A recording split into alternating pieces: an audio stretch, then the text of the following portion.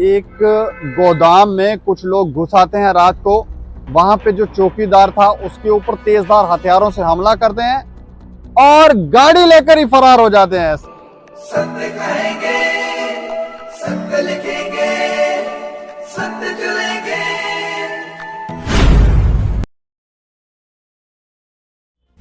नमस्कार दोस्तों, मैं हूं दीपक सिंह, दैनिक जागरण समाचार से। आरएसपुरा में एक डकैती का मामला हुआ है और डकैती भी को नॉर्मल नहीं। एक गोदाम में कुछ लोग घुस आते हैं रात को।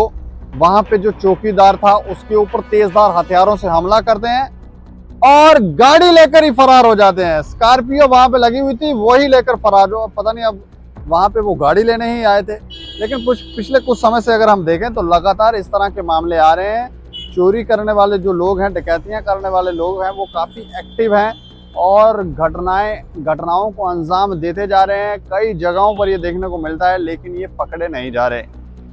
कुछ जगहों पे पकड़े भी जाते हैं, लेकिन उस तरह से शायद जो लोग इसके पीछे हैं, जो ये तंत्र चला रहे हैं, वो शायद उन पर हाथ नहीं पहुंच रहे, उनके ऊपर गाज नहीं। हमें लगता है कि ये शायद कोई गिरोह है, कोई सोची समझी रणनीति है जिसको ये लोग मिलकर अंजाम दे रहे हैं। तो ये आरएसपुरा में मामला हैरान करने वाला है। कुछ तस्वीरें वहाँ की आई हैं और पूरी खबर जो है वो भी हम आपको विस्तार से बताएंगे और ये भी बताएंगे कि अब पुलिस इसके ऊपर क्या कार्रवाई कर रही है, क्या ये लड़के पकड़े गए हैं या नहीं।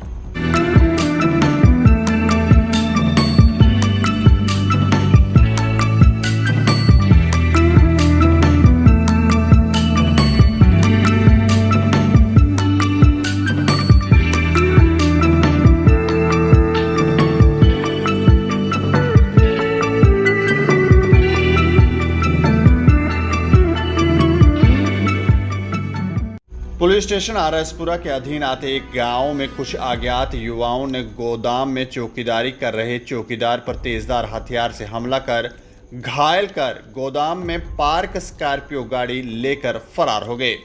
इस दौरान गोदाम में चौकीदार भी गंभीर रूप से घायल हो गया, जिसको प्राथमिक उपचार के बाद जम्मू मेडिकल कॉलेज रेफर कर दिया गया।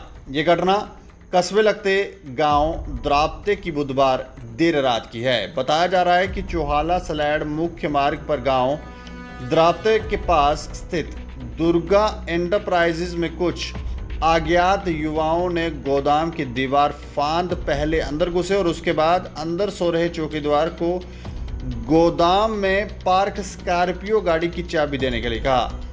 चौकीदार द्वारा इसका मना करने पर उन्होंने चौकीदार, जिसकी पहचान मनोज कुमार निवासी द्राप्ते है, पर तेजधार हथियारों से हमला कर दिया, उसे गंभीर रूप से घायल कर दिया और गाड़ी लेकर वो लोग फरार हो गए। वहीं घटना के बाद चौकीदार ने गोदाम के मालिक राजेश गुप्ता को इसकी जानकारी दी। मालिक राजेश गुप्ता ने मौके पर पहुंचकर सबसे पहले स्थानीय पुलिस को इसकी जानकारी दी। पुलिस टीम थाना प्रभारी पवन डोगरा की अगुवाई में मौके पर पहुंची और उन्होंने घटना के बारे में चौकीदार से पूछताछ करने के साथ घायल चौकीदार को अस्पताल पहुंचाया।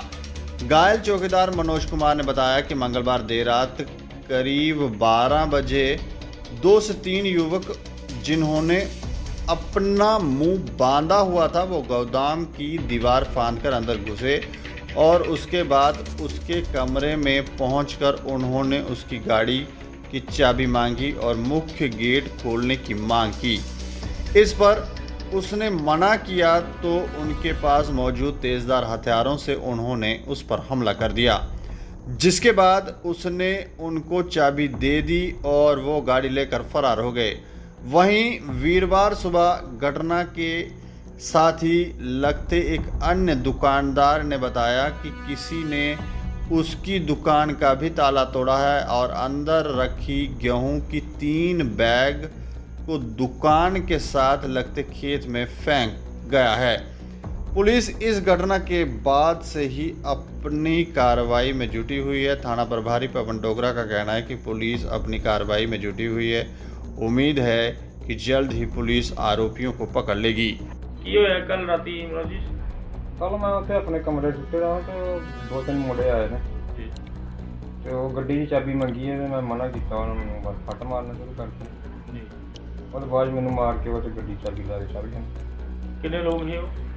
ਮੈਂ ਤੇ ਦੋ ਹੀ ਦੇਖੇ ਨੇ ਬਾਹਰ, ਹਸਪਤਾਲ ਜ਼ਿਆਦਾ ਹੋਣਗੇ ਪਰ ਸ਼ਕਲਾਂ ਨਹੀਂ ਚਾਲ ਦਿੰਦੀਆਂ ਮੈਨੂੰ। ਤੇ ਉਹਨਾਂ ਨੇ ਕੀ ਮਾਸਕ ਮੁਸਕ ਮਾਸਕ ਬੰਨ ਅੰਦਰ ਮਾਲ ਬੰਨੇ ਦੇ ਕਿੰਨੇ ਵਜੇ ਦੀ ਘਟਨਾ ਹੈ ਜਿਹੜੀ? ਕੋਈ ਪੌਣੇ 1 ਵਜੇ ਜੀ।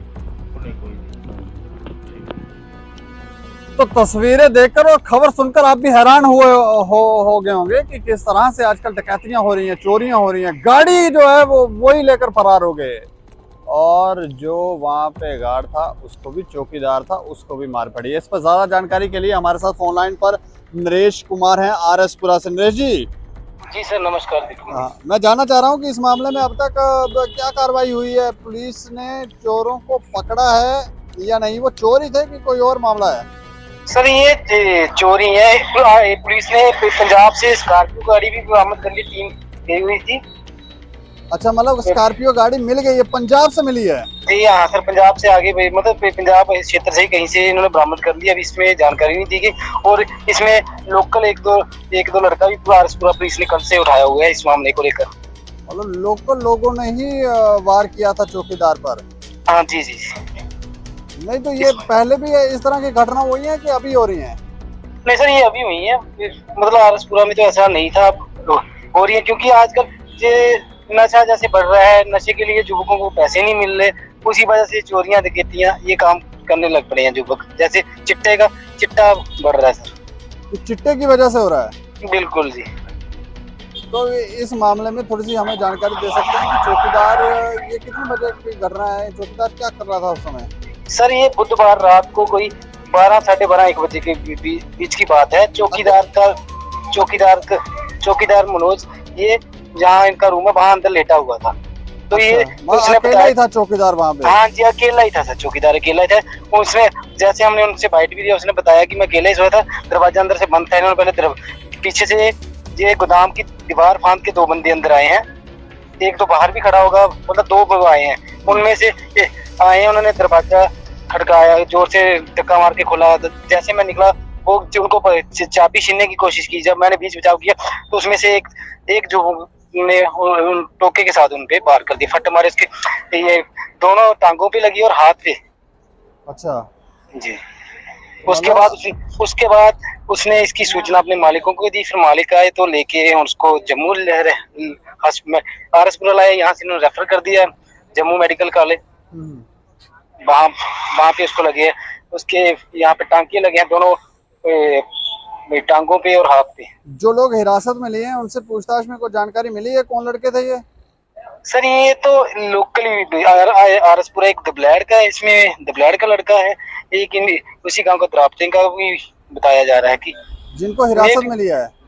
हिरासत में सर एक शक के आधार पे एक लड़के को उठाया गया है। अच्छा अच्छा, उससे जानकारी मिली है कौन है वो?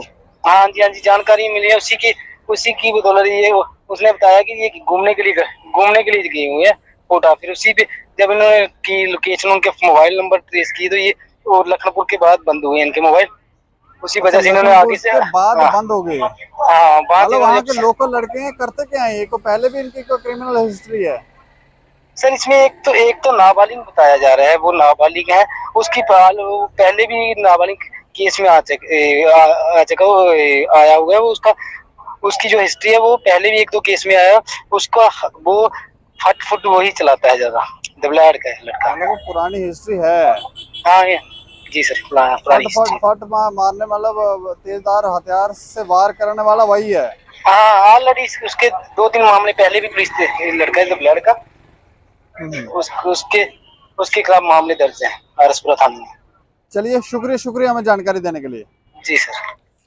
तो मतलब जानकारियां मिली हैं कि वहाँ के लोकल लड़के ही हैं।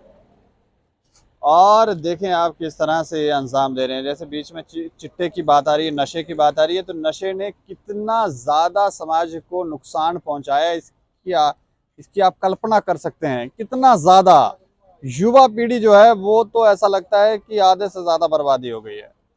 जिसको देखो नशा कर रहे हैं, जिसको देखो कोई चिट्टा मार रहा है, कोई सिरिंजा लगा रहा है, कोई कुछ कर रहा है।